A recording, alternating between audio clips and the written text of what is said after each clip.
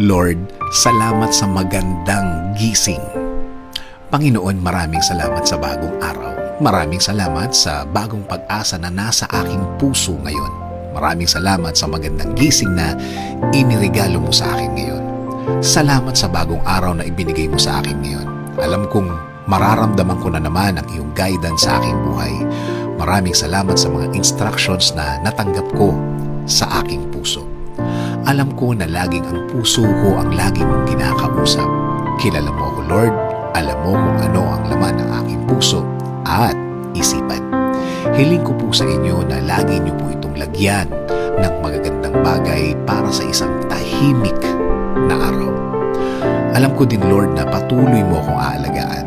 Tulad ng mga nakaraang mga araw na nagdaan kung saan naramdaman ko ang iyong pag-aalaga na bahagi ng iyong pagmamahal sa akin.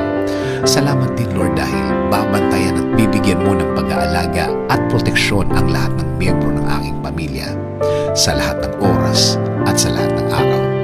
Oo, may mga problema din akong mararanasan pero sa blessings niyo pa rin ako magfo-focus hanggang sa matapos ang aking araw na yun.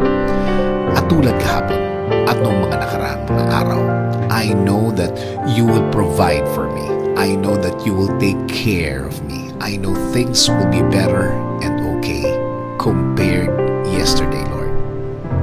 Alam ko din na ang dala ng bagong araw na ito ay bagong pag-asa, bagong pagpapala, bagong mga opportunities, right people that you will put in my way so they can be a good influence in my life.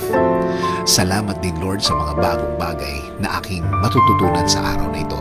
Alam kong patuloy mo akong bibigyan ng mga bagay at aral na makakatulong sa aking pagkatao.